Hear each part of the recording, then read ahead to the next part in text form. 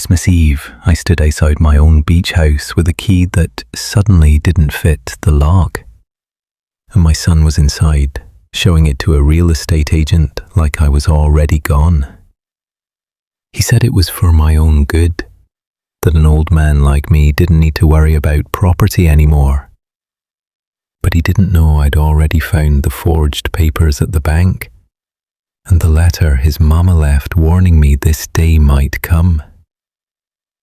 That night, I stopped being the quiet, grateful father and started using the one thing they underestimated: how carefully I've been watching.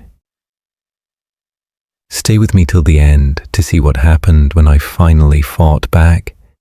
Subscribe to the channel and tell me in the comments what city you're watching from, so I know how far my story has reached. The cold air outside Kendrick's house clung to my coat as I stepped onto the porch. The kind of winter chill Charleston rarely saw, but always seemed to save for the holidays. Porch lights glowed softly, warm against the dark sky, and faint voices drifted through the door. For a moment, that warmth made the place feel familiar. I call those Christmas Eves when this home was filled with laughter I once helped build. A knock should have been enough to bring someone to the door, but the seconds stretched longer than they should have. Standing there with my small gift bag in hand, an uneasy quiet settled over me, reminding me I had arrived alone. The door finally cracked open, and Tavian peeked out, his young face scrunched in confusion. "Grandad, you don't have a key?"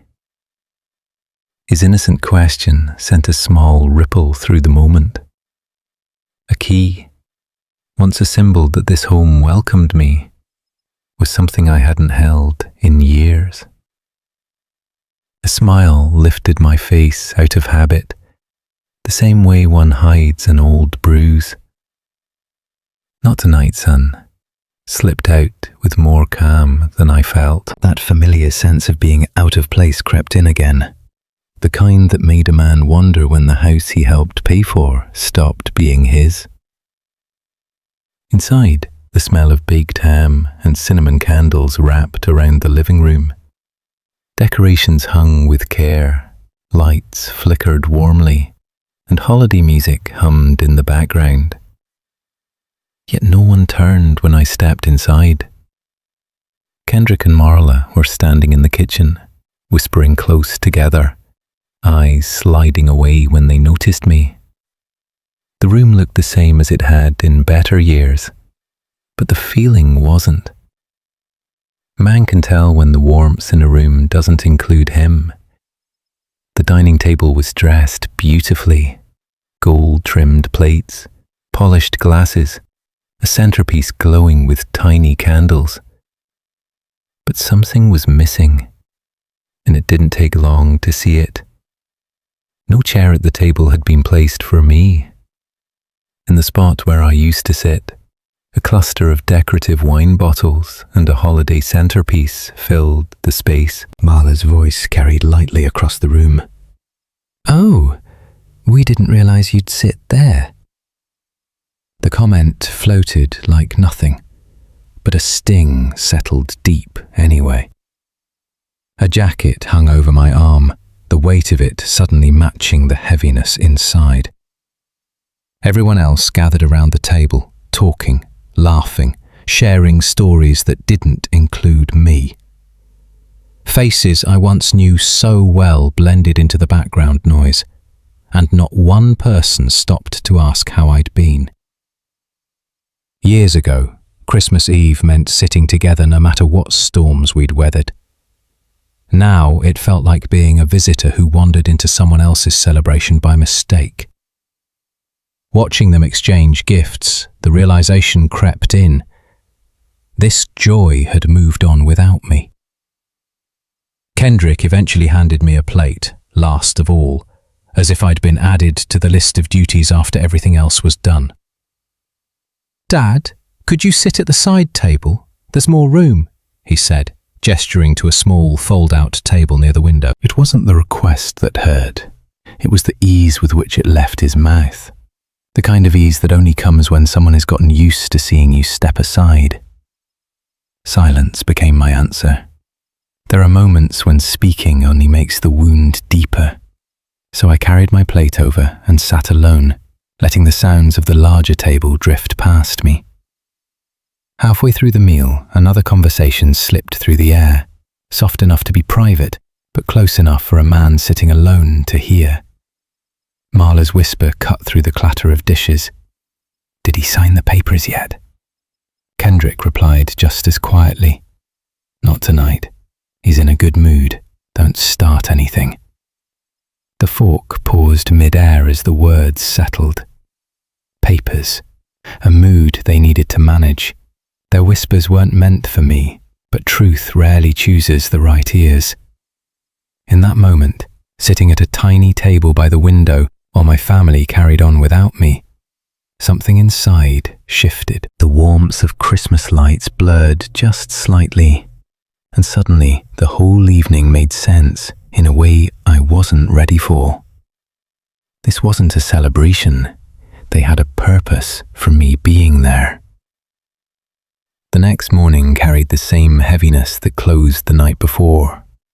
The house was quiet except for faint movement in the kitchen, but the words from Marla's whisper lingered like an echo stuck in the walls. That soft question, asking whether some papers had been signed, kept replaying in ways that made sleep feel thin and restless. Waking up didn't ease anything. It only sharpened the edges of what had been said. Observing seemed wiser than confronting, so the morning began with a choice to pay attention, to hold back, to let the truth reveal itself piece by piece, rather than force anything into the open too soon. Stepping into the kitchen didn't draw any notice from the others. Kendrick and Marla moved around each other with the type of ease practiced over years, but none of their steps included me. It was as if my presence didn't land anywhere. Conversations slid right past without acknowledging anyone had joined the room.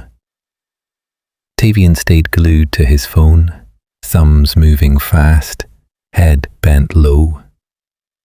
The breakfast table, already set, held everything in place except one thing: a plate for me. The empty space wasn't an oversight anymore.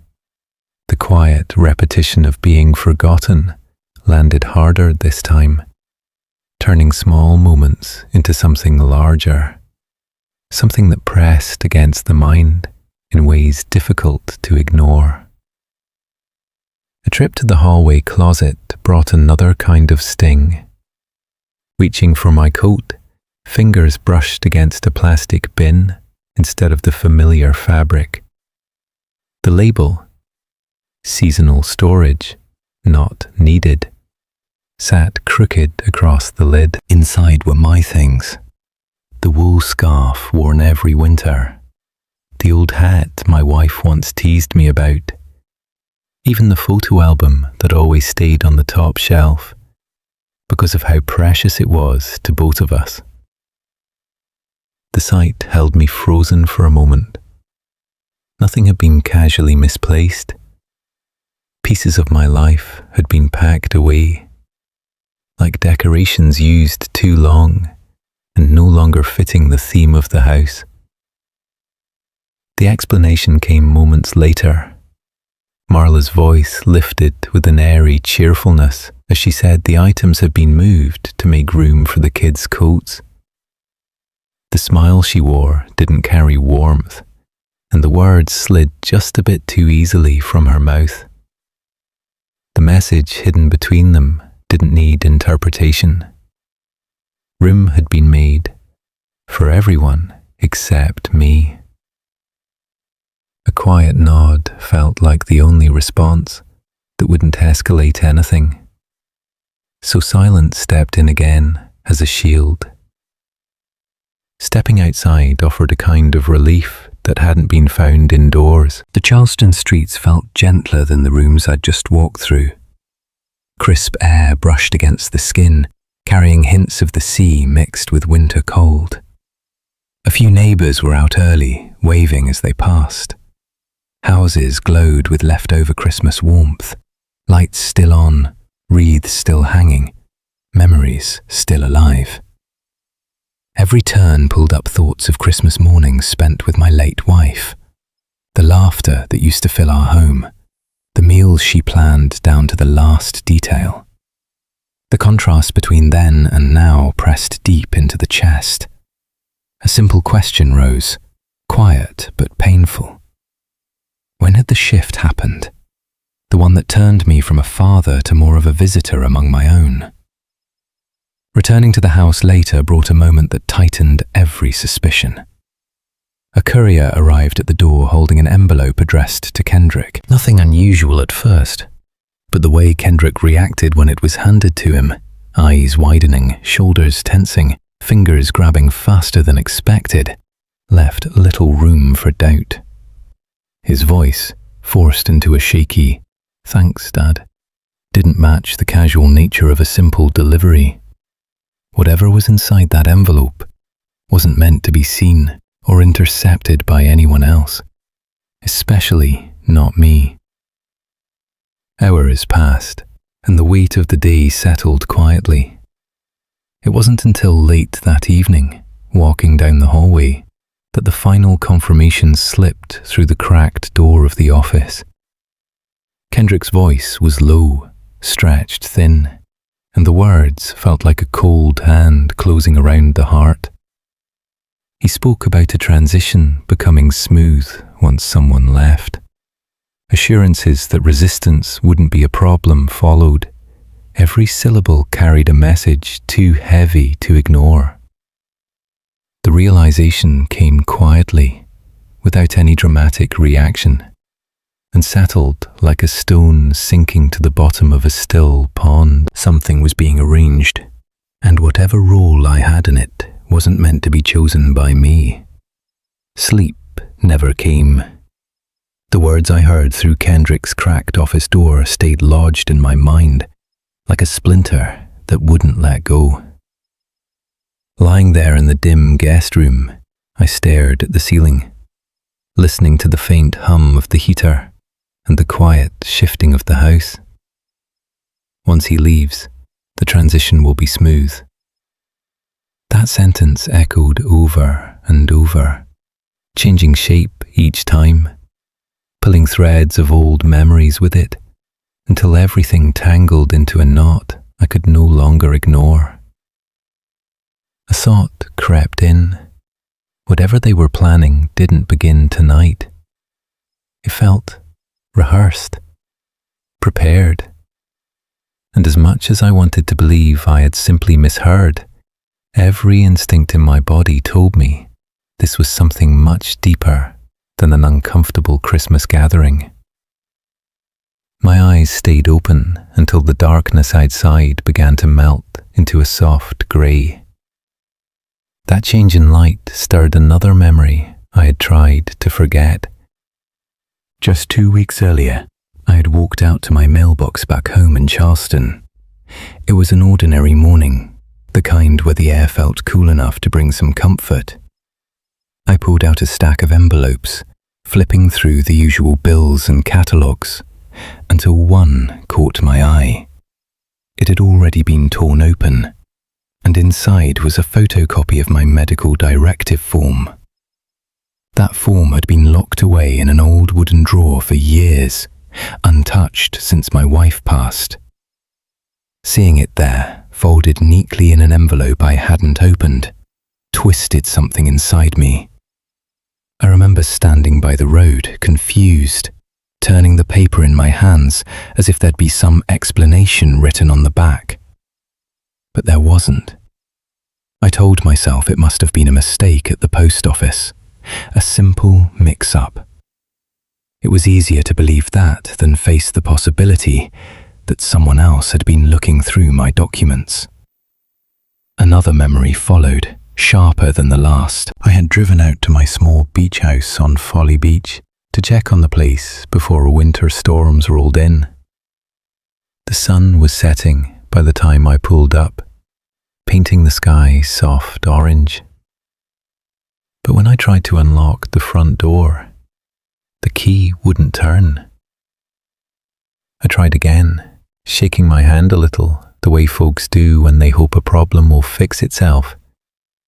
But the lock had been changed. I called Kendrick.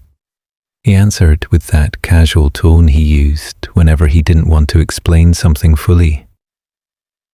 "Oh, I thought I told you. I changed them. Security reasons. Break-ins have been happening out there." His voice was steady, comfortable, but something in me tightened. When I finally got inside, using the spare key he claimed he left for me, though it took nearly 10 minutes to find, I noticed the small differences right away. A few of my tools were gone. A stack of fishing gear wasn't where I left it. The living room furniture was slightly rearranged. Subtle changes, meant to seem harmless. I remember standing in that quiet house, trying hard not to read too much into anything, convincing myself that he had simply been helping. Now, in Kendrick's guest room on Christmas night, all those little signs clicked together like pieces of a puzzle I had been refusing to assemble. The missing chair at dinner, the storage bin labelled "not needed," the whispered conversation I wasn't meant to hear. None of it stood alone anymore. They were connected. They had direction. They had purpose. A cold heaviness settled in my chest. "Those weren't mistakes," I whispered to the empty room. Saying it out loud made the truth sharper, like air on an old wound. For a moment, memories of my late wife washed over me. Holidays we spent laughing with Kendrick as a boy.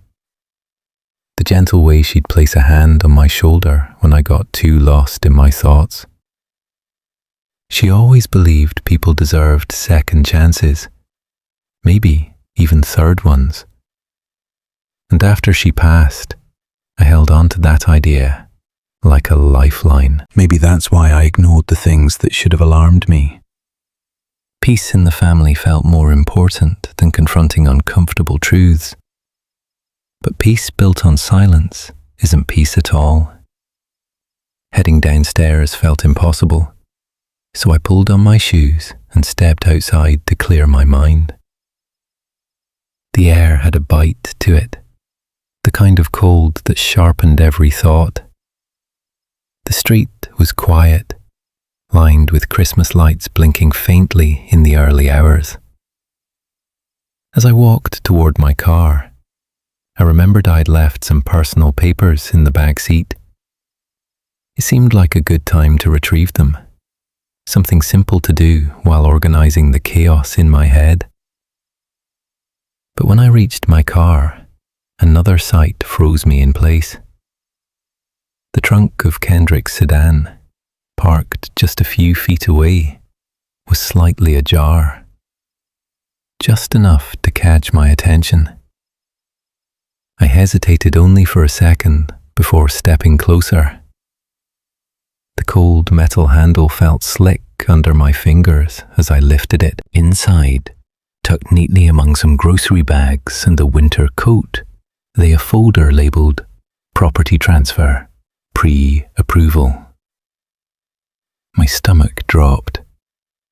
There was no misunderstanding this, no innocent explanation to reach for. This wasn't about cleaning closets or changing locks for security. This was paperwork, the kind people prepare behind closed doors. the kind that requires planning and confidence that the person you're planning against won't interfere. The folder lay there quietly, but its message struck like a shout. I closed the trunk just as slowly as I opened it. The street was still empty, offering no witnesses to my discovery. As I stood there, breathing out into the cold air, a realization settled over me with the weight of truth.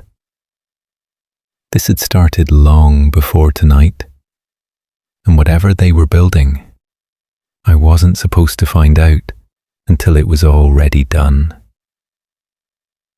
That next morning, the first real piece of evidence revealed itself. The house was quiet, the kind of stillness that settles after late-night tension. A soft grey light crept through the blinds as the rest of the family slept upstairs. Moving slowly, careful not to wake anyone, I headed downstairs. The air felt heavy, as though the walls themselves knew something I didn't. A long breath steadied the nerves that had been rattling since the night before. Something in me needed answers, even if I already feared what I might find. Sitting at the small kitchen table, I opened my old laptop. The hinges gave a familiar creak, a sound that used to comfort me when mornings felt simpler. Today, it only raised my heartbeat. Logging into my bank account took longer than usual. My fingers felt stiff, almost hesitant. When the balance finally appeared, my stomach dropped. $27. For a moment, the number didn't register. It looked like a typo, a screen error, something that could be fixed by refreshing the page. But it didn't change. $27. A cold, undeniable fact. A whisper slipped out before I could stop it, words soaked in disbelief. The numbers didn't lie. Someone had taken what didn't belong to them. Scrolling through recent activity made the truth clearer and much worse. Transfers labeled Authorized Family Management showed up again and again, each one shaving away the savings that had taken decades to build. Payments to a law office I'd never heard of. Transactions at times I knew I wasn't anywhere near a bank or computer. Each line tightened something inside my chest, not in a frantic rush, but in a slow burn. Whatever was happening wasn't a mistake. It was intentional, and it had been happening for a while. Needing air, I stepped outside. The cold wrapped around me sharper than usual. It helped steady the anger rising under the confusion. A truck pulled into the driveway, tires crunching lightly on the gravel. Harlan climbed out, holding a foil-wrapped pie his wife must have insisted he deliver. His grin faded as he noticed the look on my face, though he didn't pry. Instead, he talked lightly about Christmas, weather, and then, without knowing he was lighting another fuse, said he'd seen Kendrick with a real estate agent near my beach house earlier in the month. Asked if I was selling. The words hit harder than the morning wind. Selling? Without me? Harlan meant no harm, but the confirmation he gave was like a final click in a lock that had been turning for weeks. Something irreversible. After he drove off, the yard felt strangely smaller, as if the air itself had closed in around me. Walking the perimeter slowly, I let the pieces fall where they belonged. The empty bank account, the changed locks, the photocopied medical directive, the whispers behind closed doors. None of it pointed to simple misunderstandings. Step by step, a picture sharpened. One where my own son was rearranging pieces of my life without asking, without explanation, without me. A quiet ache formed low in my chest, not the sting of betrayal alone, but the recognition that I'd ignored the signs far too long. But something else rose with that ache. Resolve. A small ember, but steady. If Kendrick thought I wouldn't notice or wouldn't fight back, then he no longer knew me at all. Before confronting him, though, I needed to be certain. Every detail had to be checked, every document verified. Opening the safe deposit box would be the first step. Whatever was missing or altered would tell me exactly how far things had gone. The sky darkened early as the day slipped into evening. Lights blinked on one by one throughout the house. I had just settled in the guest room when a soft knock interrupted the quiet. Kendrick stood at the door, a smile stretched across his face but not reaching the eyes. He said we needed to talk in the morning. His tone was too smooth, too prepared. Matching his calm, I nodded and answered that yes, we certainly did. And the conversation that followed the next morning revealed more than I expected. He didn't ease into it, he went straight for control, and he thought I wouldn't notice. The knock came just after the sun slipped through the blinds, thin stripes of light cutting across the guest room wall. There was no hesitation in it, no gentle tap like someone checking if you were awake. It was the kind of knock a man gives when he's already decided how the morning is going to go. "Yeah?" came out of my throat, still rough from a short night. The door opened and Kendrick stood there, dressed in a pressed button-down like he was heading into a meeting, not talking to his father on Christmas morning. A leather folder sat tucked under his arm. His smile was polite, practiced. "Morning, Dad." "Got a minute?" he asked, as if we both didn't know this had been coming. The kitchen felt colder than it had the night before. He pulled out a chair at the small table and sat across from me, placing the folder between us like a quiet line in the sand. For a few seconds, he didn't say anything, just looked at me with that measured expression people wear when they've rehearsed their lines and are waiting for their cue. "Dad," he started slowly, "we all want what's best for you." Those words have broken more families than any blunt insult I've ever heard. They always sound kind. They rarely are. "You don't need to manage everything alone anymore," he continued. "You've carried the load for a long time. It's okay to let someone else step in." No mention of the empty bank account. No mention of changed locks or authorized family management.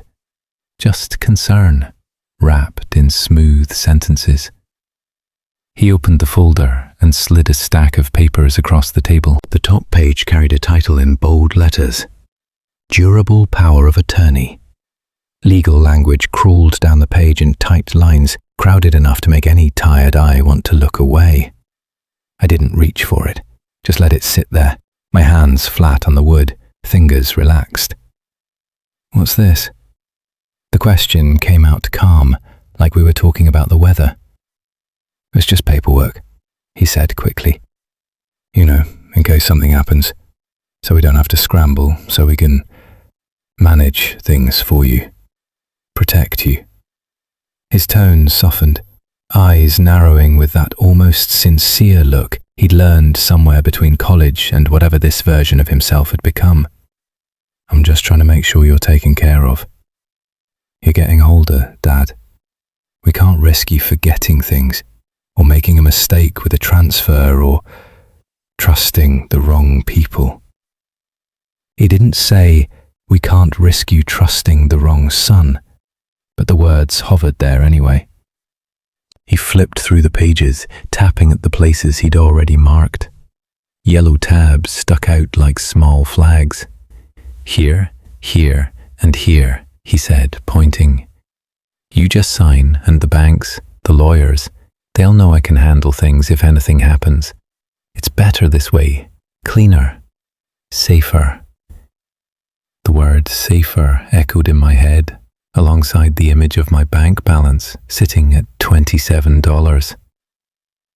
You know banks watch older accounts, he added, leaning back. If they see irregularities, they can freeze funds. It gets messy. I'm trying to avoid that for you. There it was, the hint of threat, dressed up as concern. If you don't let me control this, something bad might happen. Not because of me, because of you. The room felt smaller with every sentence he spoke, but the air inside me got clearer. Years of biting my tongue, stepping back to keep the peace, keeping quiet so my son could feel like the man of his own house. Those habits wanted to pull me under again, but they didn't win this time. He finally stopped talking and looked at me expectantly, like all that was left was a pen and a signature. Silence sat between us for a few heartbeats. Then, slowly, my fingers moved, not toward the papers, but toward my coffee mug. The ceramic was lukewarm now, but the handle grounded me. And what mistakes have I made, Kendrick? The question slid out soft, no edge in the tone, just weight. He blinked. For the first time that morning, the script seemed to slip from his hands. His jaw flexed, and he glanced at the papers as if they might whisper a better answer. I'm not saying you've made mistakes, he said too quickly. I'm saying you could. Anyone could. You're tired more. You forget where you put things sometimes. Like the money that's been leaving my account. The words were still gentle, but they landed harder than raised voices ever could. A flicker crossed his face. A gulp he tried to hide. He looked away for half a second, then back. Dad has been helping with payments and transfers. You gave me permission to set up online access months ago. You remember that? I remember you asking to help pay a few bills, I replied. I don't remember giving you permission to drain what I spent 40 years building. The air tightened between us. He hadn't expected specifics. He'd expected the same man who smiled, nodded, and signed whatever the bank teller placed in front of him. His shoulders tensed. Look, things are already moving, he said, frustration sharpening the edges of his voice. You signing this just makes it smoother, cleaner, fewer questions from the bank, from the lawyer, from anyone. There it was, the slip. Things are already underway. Not if something happens, but it's happening now. My pulse jumped, but my face stayed still. Years of parenting a stubborn boy had taught me one thing.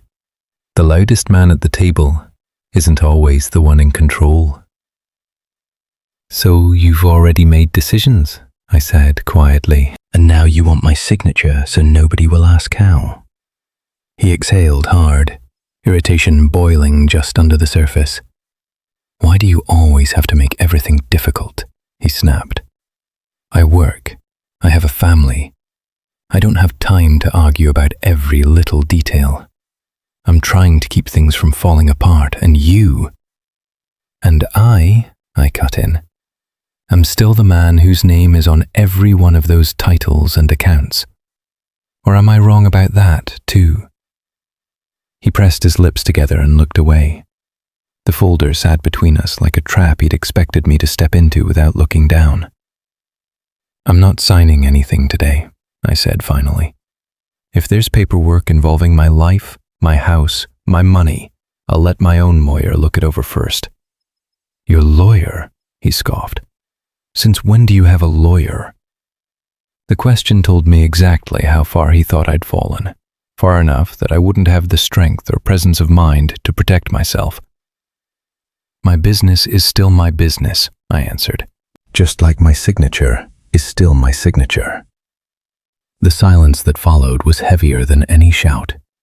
His eyes hardened, not with the pain of a son who's been misunderstood, but with the irritation of a man whose plans had just been delayed.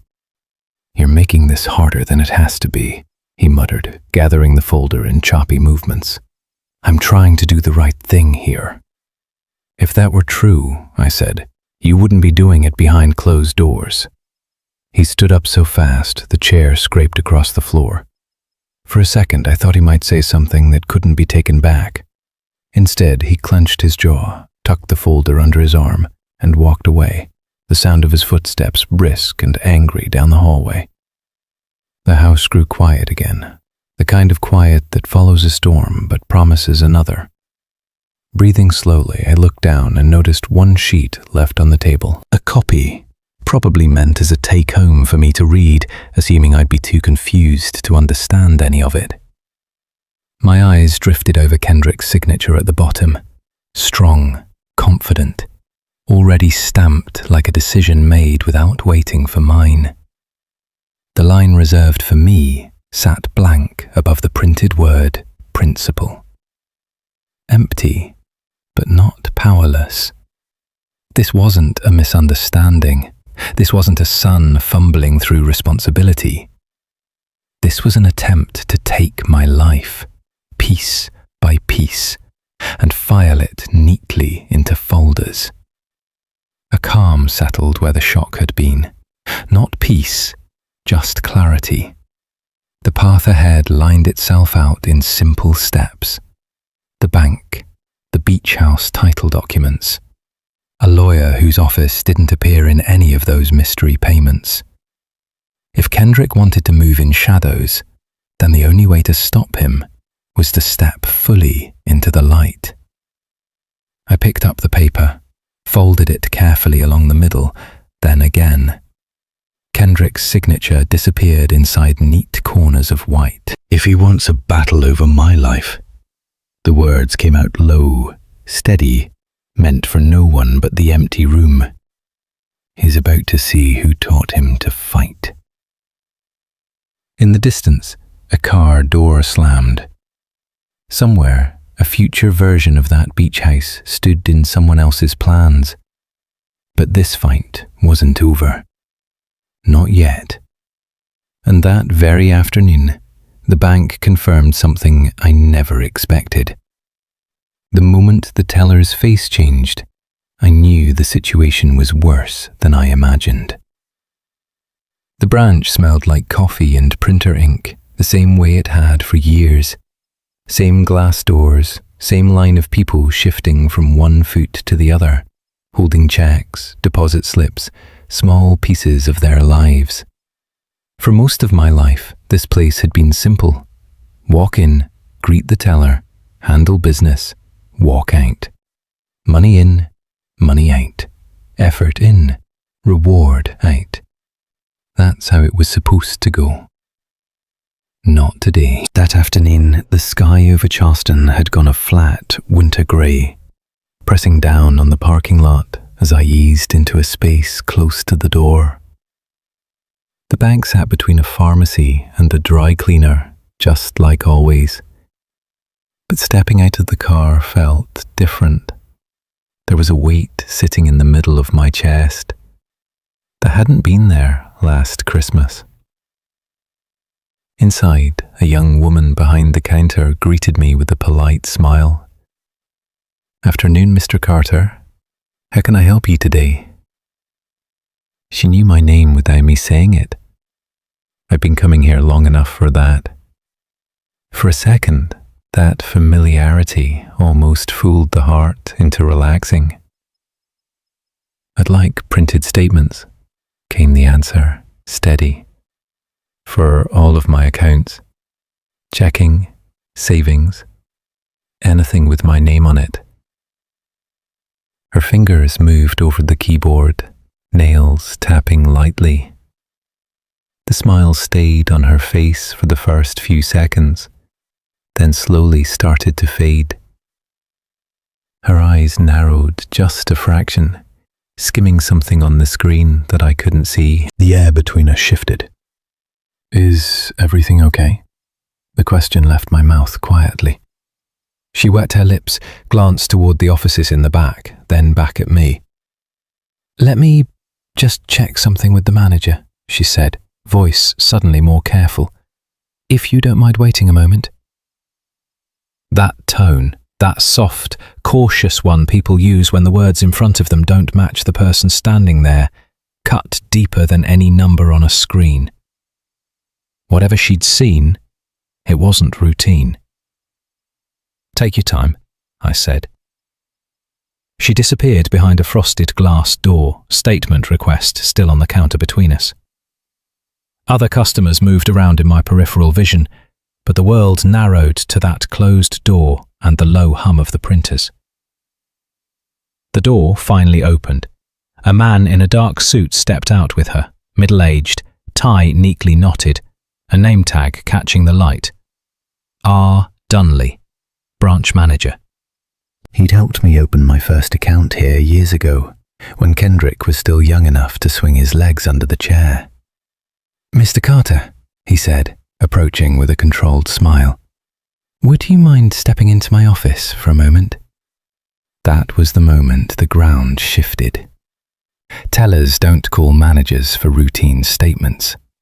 Managers don't use private offices for simple questions.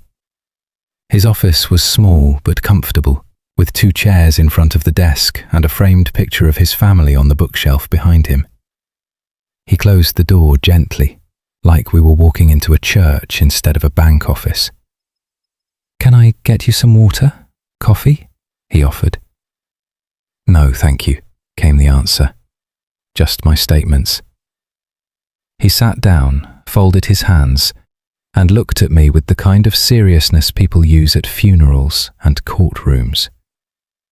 "Mr. Carter," he began carefully, "I want to make sure I understand your request correctly. You're asking for printed statements for all accounts associated with your profile, yes?" "Yes," I said. "Every account, every dollar." He nodded slowly, then glanced at the monitor on his desk. "I'm going to ask you a question, and I need you to answer very clearly," he said. "Did you authorize a joint access profile for your son, Kendrick Carter?" The name landed like a stone in water. No surprise in hearing it, just confirmation. "No." The word left my mouth with no hesitation. "I did not." "Did you at any point," he continued, "come into this branch or sign documents at home granting Kendrick full authority to manage, transfer, or open accounts under your name?" His eyes stayed on my face, not the screen. He wasn't fishing. He was checking. "No," I repeated. "If there are papers that say I did, then somebody is lying." A pause stretched between us. He broke it with a quiet exhale. "All right," he said. "I appreciate your clarity." He clicked a few more times, then printed several pages. The printer beside his desk spit out paper in short bursts. He collected the stack, straightened it with the edge of his hand, and slid it toward me. "These," he said, "are copies of the authorization forms currently on file. According to our system, you signed these 2 months ago." My eyes dropped to the top page. There, under the bank's logo and a block of small text, sat a scrawled version of my name. Same letters, different soul. The strokes were heavier, more rushed, like someone trying to imitate a song they'd only heard once. The signature looked like mine if you squinted from across a room with bad lighting. Up close, it was a stranger. The paper didn't shake in my hand, but something inside my ribs did. "That is not my signature," came the statement, calm and flat. He leaned forward. "You're certain?" "If I signed something," I answered, "I'd remember signing away my life." He nodded, his jaw tightening a little. "These forms added Kendrick as a joint manager on your accounts," he explained. "He's been granted authority to move funds, initiate transfers, and communicate with us as if he were you in certain matters." The room seemed smaller, the air thicker. Somewhere between the bank lobby and this office, suspicion had turned into fact. "Who brought the forms in?" I asked. "Was I supposedly here that day?" He turned the pages toward himself, scrolling through small notes at the bottom. "The file indicates they were signed in person," he said slowly. "But there's no notation of a teller verifying ID, which is unusual. I'll be honest with you, Mr. Carter, something about this isn't sitting right with me either." Another stack slid across the desk. This one held transaction records, lines of numbers and dates that told a story colder than any conversation in Kendrick's kitchen. "You mentioned wanting statements," he said. "Let's go through these together." We scanned the list side by side. Larger withdrawals labeled Authorized Family Management, transfers into an account ending in numbers I didn't recognize, payments to a law firm whose name matched one of the charges I'd seen on my laptop. "You see these?" he pointed. "These are flagged as initiated under the joint profile. According to our system, these were authorized under your authority or your son's." The words "under your authority" lodged in my throat like a bone. "Can those transactions be reversed?" I asked slowly. "If they were fraudulent?" "Possibly," he replied. "If they're proven to be unauthorized, and if we can establish that your signature was forged, there's a process. It takes time, documentation, sometimes legal intervention." He looked back up at me, eyes searching. "Mr. Carter, I want to be honest with you. When financial control starts shifting like this, it's often part of a larger pattern." "Has anyone been pressuring you to sign legal documents? Powers of attorney, medical directives, property transfers?" Images flashed in quick succession. Kendrick's folder on the kitchen table, the copied medical form in my mailbox, the changed locks on the beach house. His words, "Things are already underway." "Yes," the answer came. "He tried this morning." The line between Mr. Dunley's eyebrows deepened. "All right," he said quietly. "Then you're right to be concerned." Silence sat heavy in the office for a moment. He broke it, lowering his voice. "If someone is preparing legal control over you," he said, "financial manipulation is usually only the first step. Once money starts moving without your knowledge, property is often next." The word property landed like a cold hand on the back of my neck. Folly Beach. The house my wife had painted room by room. The place we'd promised each other would always stay in the family. I folded my hands, feeling the skin over my knuckles tighten. "What can I do right now?" came the question. "Today." "First," he said, "we'll mark your profile with a fraud alert. No more changes without your physical presence and ID.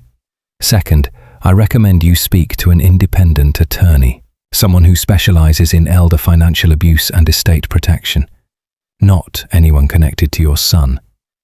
Third," he hesitated, as if deciding how far to go. "Third," he finished, "check your property titles. All of them. See whose names are on them today, not just whose names you think are on them." He printed one more paper, slid it across. Contact information for a lawyer he trusted, written in neat ink beside the firm's printed number. "This attorney doesn't represent the bank," he clarified, "but I've seen them help in cases like this. Quietly. Thoroughly. The word quietly made sense. When family was the one cutting the wound, going loud too early could make the bleeding worse. I stood up slowly, slipping the papers into a folder he provided. "Thank you," was all that needed saying. He walked me back toward the lobby. Just before I stepped through the doorway, his voice followed. "Mr. Carter," he called softly. I turned. "Check your property titles today," he said again. "All of them. Don't wait." A chill ran from the base of my neck all the way down my spine. Outside, the winter air felt sharper as I stepped into it, the sky hanging low over the city. Traffic rolled past as if nothing in the world had shifted. In the driver's seat, the bank folder sat on the passenger side like a witness. Forged signatures, unauthorized access, advice from a man who'd seen too many families torn apart by paperwork. The engine started with a familiar rumble. Folly Beach wasn't far. The road there wound past marshes and stretches of water that had watched me age. As the car pulled out of the lot, one question pushed everything else aside. What had they taken without telling me? And that afternoon, the truth about my beach house finally surfaced. Mr. Dunley's warning echoed in my head as the drive toward Folly Beach stretched out in front of me. The road was familiar. Years of birthdays, anniversaries, and quiet weekends with my wife lived along that stretch of asphalt. But that morning, every mile carried a weight I couldn't shake. The sky hung low with winter clouds, and the ocean wind pushed against the car as if trying to tell me to turn back. Yet there was no turning back. Too much had already been taken from me. Pulling into the neighborhood brought a different kind of ache. This was the place where my wife used to hum while trimming my little hibiscus plant, where summer evenings smelled of charcoal and salty air. But things looked wrong the moment I stepped out of the car. The mailbox bulged with envelopes I didn't recognize, slick real estate postcards, a utility bill addressed to "New Occupant," and a notice from a cleaning service I'd never hired. Even the curtains inside the living room window were mismatched, pulled tight in a way my wife would have never tolerated. A car sat 2 houses down, a silver sedan with a tinted back window, parked like someone trying not to be noticed. None of this fit the house I knew. The air stung with salt and cold as I walked up the porch steps. My hand was steady when I reached for the lock, steadier than my heartbeat. That key had hung on my chain for over 25 years. It had survived storms, repairs, even the long nights after my wife passed. But when I slid it into the lock, the metal stopped halfway, refusing to turn. I tried again, slower this time, hoping I was just tired or tense. But no, the lock had been changed. The blow didn't land with fire. It landed with a quiet heaviness that settled deep inside my chest. Each breath felt heavier than the last. This wasn't just a door I couldn't open. This was my wife's favorite place, and Kendrick had locked me out of it without a word. There was no confusion left now. There was intention, deliberate intention. As I stepped back from the porch, trying to steady myself, a voice called out from behind. "Excuse me, sir." A young woman in a fitted blazer and neat curls approached, holding a clipboard against her jacket. She wasn't expecting me. Her eyes flashed with the quick, startled look of someone caught in the wrong moment. She gave a polite smile. "Oh, are you a neighbour? We're preparing for the showing later, just making sure everything is set." I studied her face before answering. "No, ma'am, I'm not a neighbour." I let a pause stretch out, just long enough to settle in her mind. "This is my house. Her smile faltered. She checked her clipboard quickly, like she expected the names to rearrange themselves. Then, flipping to a second page, she swallowed hard. I have the owner listed as Kendrick Carter, sole owner. The words slid into me like ice. She hesitated before continuing.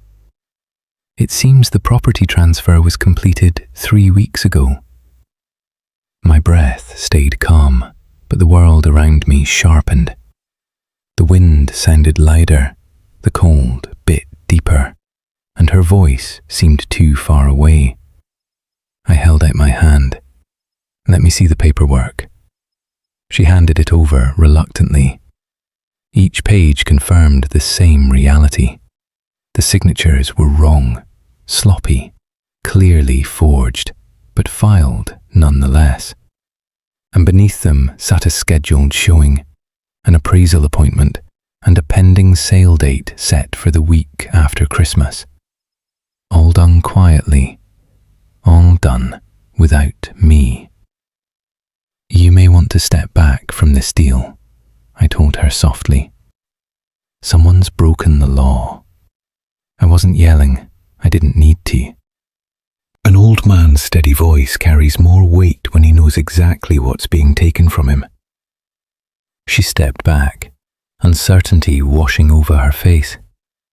She murmured something about needing to check with her broker, but the wind took her words before they reached me clearly. A door closed gently behind her as she retreated to her car. And then another voice reached me from the side yard. Elias, that you? Mr. Halford, my neighbour of 15 years, walked toward me with slow, careful steps. He looked troubled. I thought something was going on, he said in a low tone. Your boy and another man were moving things out 2 nights ago. Didn't look like they were cleaning. Looked like they were clearing. I didn't ask which things. I already knew. My wife's quilt, her old wooden jewellery box, the photo frames with sand from our first beach trip. All the small things that made that house ours. The air thickened around me, not with rage, but with a silent, tightening conviction. I shook Halford's hand, thanked him, and made my way back toward the street. As I did, a police cruiser rolled slowly past. Lights off, engine quiet. The real estate agent saw it too, and her nervous shift told me she understood more than she wanted to admit. This wasn't confusion. This wasn't miscommunication. This was a plan, one that hinged on me staying silent. But I wasn't silent anymore. That night, after parking in front of my Charleston home, I dialed Kendrick's number. He answered on the first ring. The drive back into Charleston felt heavier than any winter night breeze. Kendrick answered my call so quickly it unsettled me. And now his townhouse sat ahead of me, its windows glowing with warm light that didn't match the cold running through my chest. Holiday decorations lined the street, plastic wreaths and blinking bulbs, trying to mask the tension building inside my ribs. By the time I stepped out of the car, the weight of everything I'd learned pressed down hard, but the mind stayed steady. This wasn't a visit for comfort, it was for truth. Kendrick opened the door before I even knocked. His smile stretched too wide, too fast, the kind of smile a man puts on when he's rehearsed it. Dad, hey, he said, voice warm in a way that didn't fit the jitter in his hands. He looked over my shoulder as though expecting someone else. Maybe expecting trouble. Maybe expecting the man he hoped I'd be. Quiet, trusting, blind. Not tonight. Inside, the living room smelled of reheated food, and air freshener meant to hide something else. He motioned for me to sit. "I've been meaning to talk to you," he began. "There's a really good opportunity, something for both of us." The words came dripping with the same kind of polished tone he used when selling insurance years ago. Except this time, he wasn't selling security. He was selling himself out of guilt. Reaching into my coat, I pulled out the listing packet from the beach house. He stopped mid-sentence when he saw it. The page on top showed his name in bold letters, sitting where mine had belonged for decades. "Why is your name on these documents?" The question hung in the air between us, calm and direct, but sharp enough to cut. Kendrick blinked, shuffled in his seat. That was a clerical thing. They mixed up the titles. I was going to fix it before talking to you. Even he didn't believe his words. He wouldn't look me in the eye. His foot tapped the floor, fast, nervous. Before he could spin the next lie, Janelle walked in from the hallway, wine glass in hand, eyebrows pulled tight with irritation. "Did you tell him yet?" she asked, taking a sip. Her tone wasn't soft, not respectful, just annoyed. When she saw the documents on the table, her expression shifted. "We needed that sale closed before the end of the month, Kenny. You know that." Kendrick shot her a look that begged her to stop talking, but the damage was already done. My pulse throbbed steady, not from anger, but from something worse. Recognition. They hadn't planned to involve me. They hadn't planned to tell me.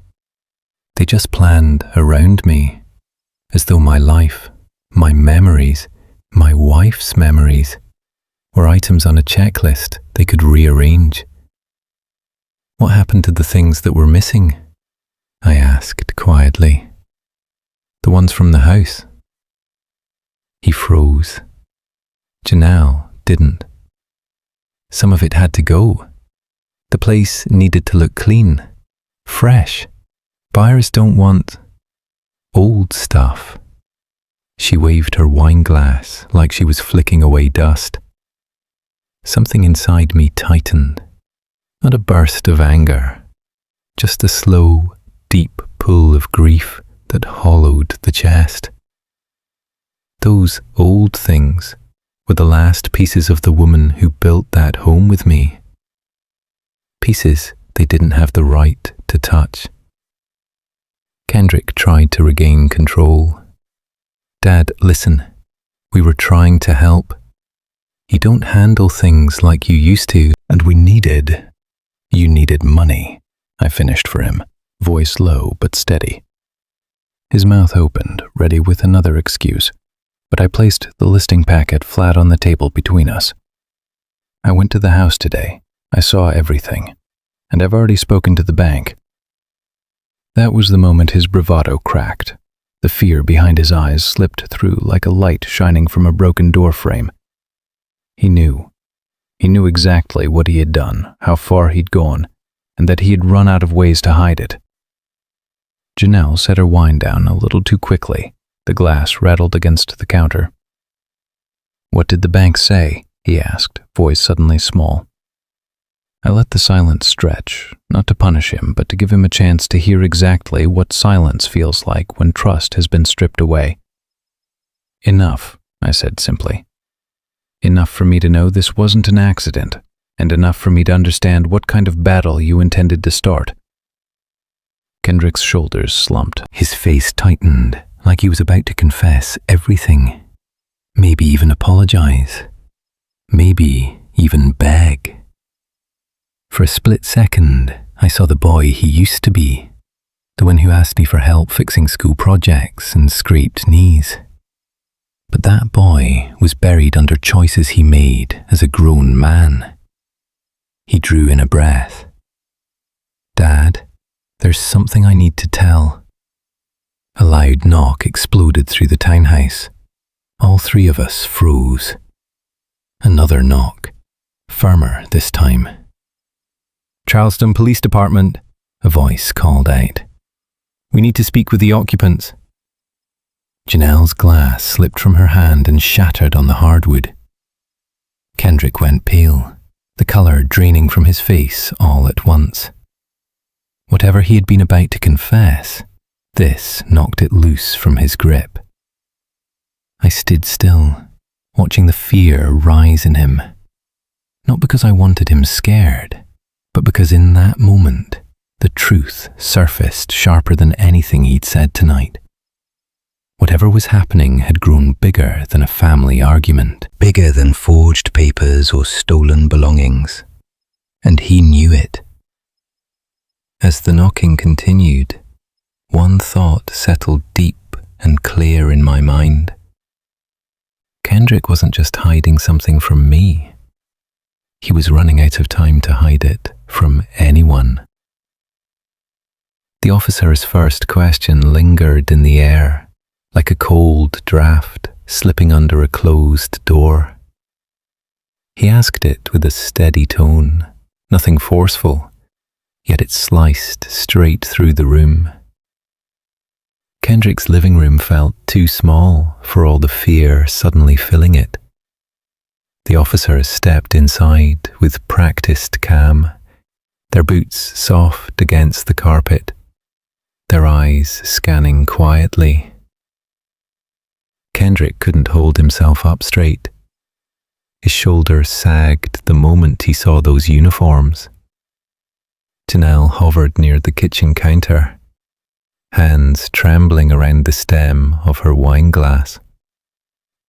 I stayed seated on the edge of the couch, hands resting on my knees, trying to keep myself grounded. Age gives you a certain stillness, and right then it was all I had left to protect myself.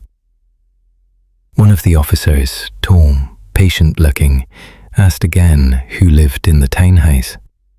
Kendrick stuttered. The sound was thin and unsteady, something I hadn't heard in his voice since he was a boy. Before the pause grew too loud, I spoke up, not to rescue him, but to keep the truth plain and simple. My son lives here, I said quietly. I'm just visiting tonight. The officer nodded and took notes, then asked for documents relating to the Folly Beach house. That question struck hard. It meant someone had called earlier. It meant the concerns raised at the bank had already put a flag on the situation. Kendrick didn't seem to understand all that, but I saw it immediately. Trying to regain control, Kendrick pointed toward me. He agreed verbally, he insisted, voice shaking, to transfer ownership. It was his idea, actually. The officer blinked, unimpressed. Do you have written confirmation? He asked. Kendrick looked at Janelle like she might magically provide it. She didn't. If anything, she took a half step back, as if she didn't want the blame touching her. The officer made a small note. That sound of pen on paper was louder than anything Kendrick had said. The balance in the room shifted then, not because I raised my voice, but because I didn't need to. Truth has its own weight. Another officer turned toward me and asked about missing items, my wife's belongings. A lump formed deep in my throat. I hadn't wanted to think about that part yet, but the question brought it all forward. The pawn shop had called in a concern about vintage women's pieces, items carefully preserved over years. Kendrick's face went pale. Janelle looked away entirely, eyes fixed on the floor. I didn't react with anger. Instead, a quiet ache pulled tight inside my chest. The kind that sits heavy, the kind that only comes from losing pieces of someone you loved for a lifetime. No father ever wants a moment like that, to see betrayal laid out in front of strangers. One of the officers asked to speak with me privately. We stepped into the small hallway by the stairs. His voice shifted from official to gentle. "Are you safe at home?" he asked. It took me a moment before I answered. "I'm not here to destroy my son," I said, each word slow. "But I won't let him destroy what's left of my wife." The officer nodded, understanding more than he said. He suggested I file a formal report to protect myself. The responsibility of a father weighed heavily on me then, caught between justice and the instinct to shield the same child causing the harm. The officer's expression told me he had seen this kind of heartbreak before. When the officers finally left, the tension drained from the room, but didn't disappear. Kendrick sank to the floor beside the coffee table, hands covering his face. He looked smaller than I had ever seen him. "Dad, I messed up," he whispered, voice breaking. He talked about debts, bad investments, the pressure he felt, and how Janelle encouraged shortcuts he knew were wrong. But even through the confession, he dodged full responsibility. His voice swung between excuses and desperation. I didn't interrupt. There are moments when silence is the only answer that keeps the truth clear. Watching your child unravel hurts in a deep, complicated way. Love doesn't make the pain softer, it just makes it harder to walk away. Just as the room grew still, an envelope slipped under the door. No knock, just the soft hiss of paper sliding across the floor. Kendrick froze, staring at it like a snake ready to strike. I bent down and picked it up. Thick paper, official letterhead, something meant to change the direction of everything. A weight settled in my hands even before I opened it, and just when I thought the worst had passed, I realized the real fight was only beginning. The envelope felt heavier than anything made of paper should. Its weight wasn't physical. It was the kind that settles into a man's chest. Kendrick stood across from me, his eyes darting between the envelope and my face. Janelle hovered near the hallway as if expecting something to explode. A tired heaviness filled the room. After everything we had been through over the last 2 days, one more blow felt almost predictable. Almost. I slid a finger under the seal and unfolded the packet. The air in the townhouse felt still, sick, ready to swallow whatever came next. My breath didn't shake, but the inside of my palms warmed. Whatever waited inside wasn't going to be simple, and deep down, I already sensed it wasn't going to be kind to any of us. Inside was a notice from a private attorney's office. Formal, clean, indisputable. The language was sharp, almost cold. Someone was contesting the ownership of the Folly Beach house. Not Kendrick, not me. A third party. Someone claiming my late wife had promised them a share of it. The name of the claimant wasn't listed, only the firm representing them. But the words were enough to make Kendrick step back as if he'd been struck. Janelle pressed a hand to her mouth. You did this," Kendrick blurted, voice cracking. "You're trying to make me look like the bad guy." His words cut sharper than he meant them to. I met his eyes and kept my tone level. "Son, I don't have to call anyone to expose what you did. All I've done is followed the truth to where it was already headed. Janelle moved beside Kendrick, trying to calm him with a touch on his arm, but the panic on her face betrayed her. This wasn't about me anymore. This was about something spiraling far beyond their control. The notice didn't only threaten their plan, it threatened everything they had gambled on. Before I could process the next question forming in my mind, my phone buzzed. The attorney's number appeared on the screen. I stepped away slightly and answered. The voice on the other end was steady, formal, measured. Mr. Hollis, thank you for taking this call. I represent an individual with an interest in the Folly Beach property. My grip tightened. And who might that be? I'm unable to disclose the claimant's name at this time, the attorney replied smoothly. But I can confirm they possess documents regarding the property transfer and believe your son acted with intent to deceive. They have requested to meet you privately. Intent to deceive. The words rang loud even though the attorney had spoken them quietly. Kendrick hovered close enough to hear fragments, growing more anxious with each second. After ending the call, the townhouse suddenly felt smaller. The walls seemed to inch closer. I needed air, space to think without watching Kendrick wind himself into another frenzy. I stepped outside into the Charleston night. The humidity had settled low over the neighborhood, carrying the smell of the river. Holiday lights blinked across porches, but none of their warmth touched me.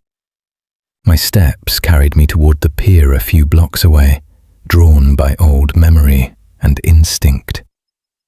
Water has a way of listening when people can't. Reaching the pier, I leaned against the railing. The dark water moved slow and heavy. My thoughts drifted to my wife, her laughter, her stubbornness, the way she squeezed my hand during hard moments. I wondered what she would say now.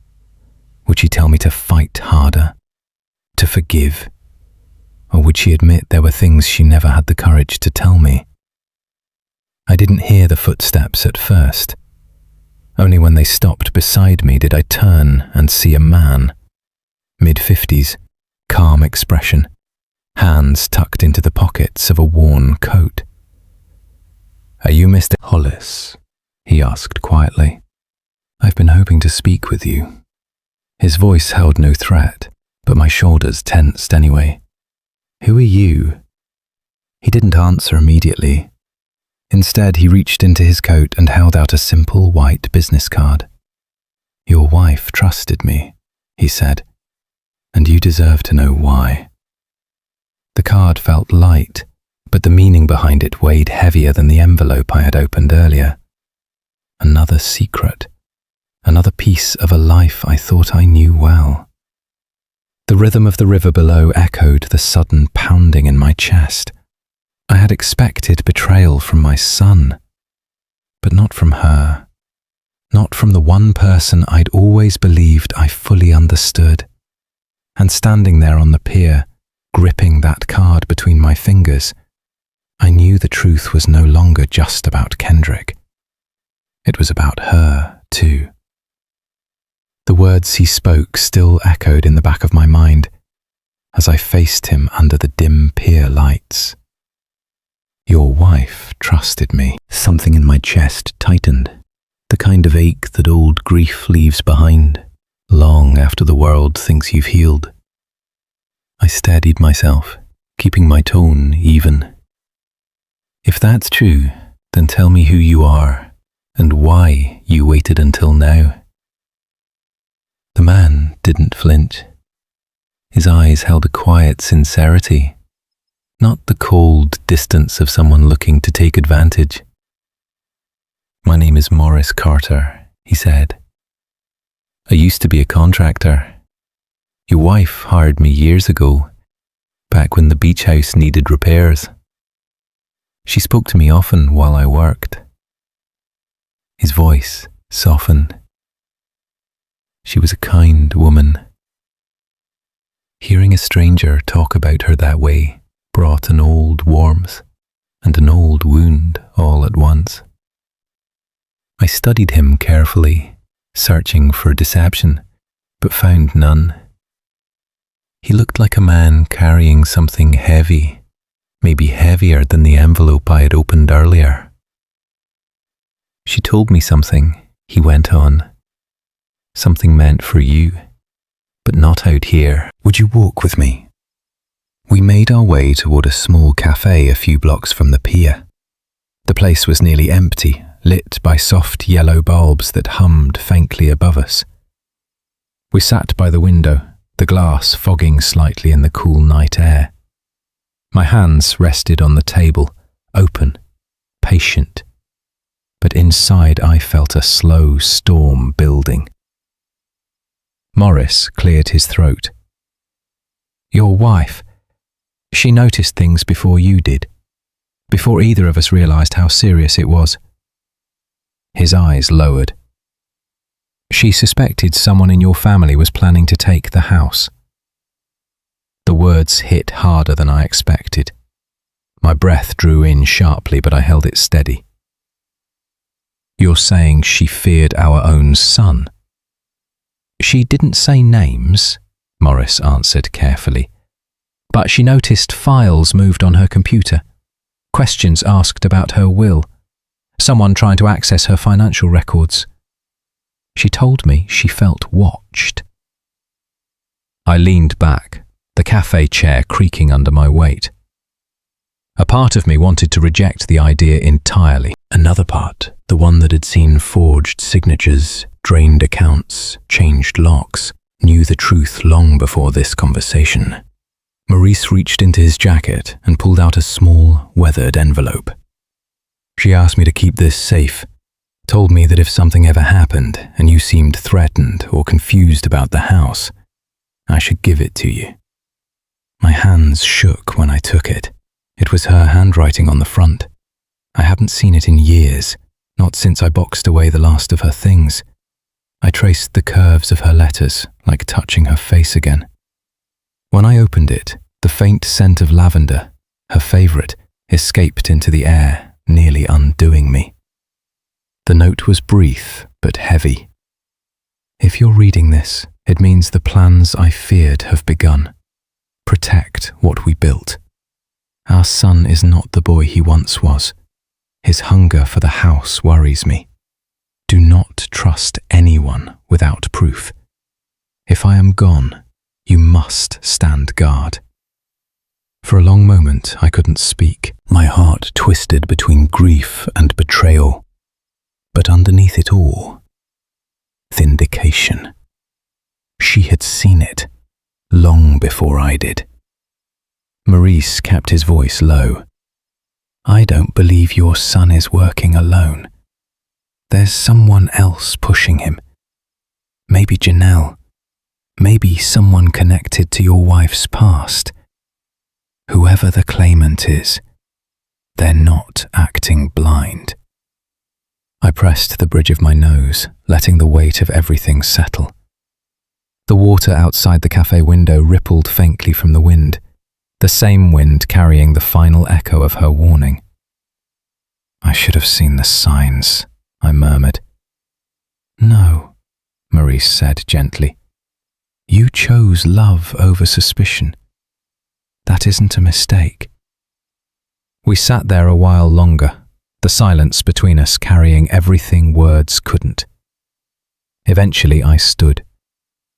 I need to speak to my son. Maurice remained seated, nodding slowly. I'll reach out to the attorney. You're not alone in this, Mr. Hollis.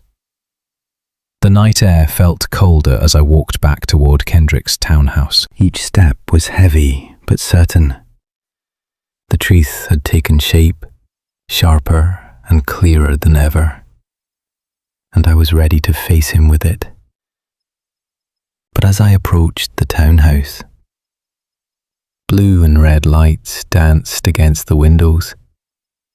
The police cruiser was parked out front. Kendrick sat on the curb, his head buried in his hands. Janelle stood a few feet away, arguing with an officer, her voice sharp and frantic. Whatever I planned to say would have to wait. A new crisis had arrived before I could speak a single word of my wife's warning. Blue and red lights washed across Kendrick's townhouse as I walked toward him. The letter from my wife still tucked safely in my coat. The night air felt heavier than usual, thick with everything left unspoken between us. Kendrick sat on the curb, elbows on his knees, staring at the pavement as if it could tell him how to undo the last few weeks. Janelle stood off to the side, arguing with an officer, her voice sharp and frantic. A neighbor watched from their porch, arms folded tight. Seeing my family's trouble laid out under those flashing lights made something inside me settle. Not relief, not anger, but a quiet acceptance of how far things had drifted. An officer approached, asking whether I was Hollis Carter. I nodded, keeping my voice steady. He explained they were following up on reports from the attorney involved in the dispute. Kendrick looked up at me, eyes red, asking if I had called the police. I told him calmly I hadn't, but I did start protecting myself. For the first time in a long while, I saw something shift in him. Fear, disappointment, and the realization that I wasn't going to stand between him and accountability. Janelle tried to blame everything on him, insisting she only went along with his ideas, but her words felt thin. I stepped forward and told the officers I would cooperate fully. If there was ever a moment to stop shielding my son, this was it. The next hours passed inside a small police station conference room. My attorney sat beside me while officers placed forms, timelines, and bank statements across the table. They asked whether I authorized changes to my accounts or the transfer of the beach house. Each answer came clean and simple. No. What struck me hardest wasn't the paperwork. It was how much of it relied on pretending I wouldn't notice. Then came the twist that dug the deepest. Evidence showing that Janelle initiated the first conversations with an investor, pushing Kendrick to move quickly before the old man changed his mind. Hearing that stung in a way few things had. I wasn't angry about my age being used as leverage. I was angry they thought I wouldn't fight back. I reached into my coat and placed my wife's letter on the table. The room fell quiet.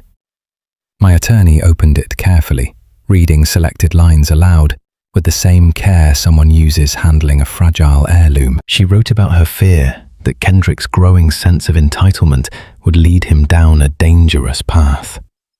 She wrote that the beach house needed protecting, not for profit, but as a reminder of everything we built together. For years, I carried grief, thinking she left without warning. Hearing her voice through those pages made it feel like she was sitting right there with me. Kendrick's shoulders sagged as he listened. Janelle's face tightened, her confidence cracked. That house was more than property. It was part of our history, and they had tried to treat it like quick cash. Weeks passed. Winter softened into early spring, and the air around Charleston grew warmer. At my attorney's office, we finalized the outcome. The attempted sale was voided. The forged documents were formally recognized as fraud, and both Kendrick and Janelle faced legal consequences scaled to match the reality of what they'd done. She moved out, and the future of their marriage was left uncertain. I listened to every detail, then signed papers placing the beach house into a legacy trust I would oversee. When my time came, it would pass to my grandchildren, but under conditions that protected it from being flipped or misused. It would continue as a place of family, not a pawn in someone's desperation. A few days later, Kendrick came to see me. Not at the beach house, I wasn't ready for that, but at my home in Charleston. He looked older, tired in a way that didn't come from sleepless nights alone. We sat at the kitchen table where years of conversations had happened, good and bad. He admitted he felt overwhelmed by debt and pressure, that he'd been convinced selling the house would fix everything.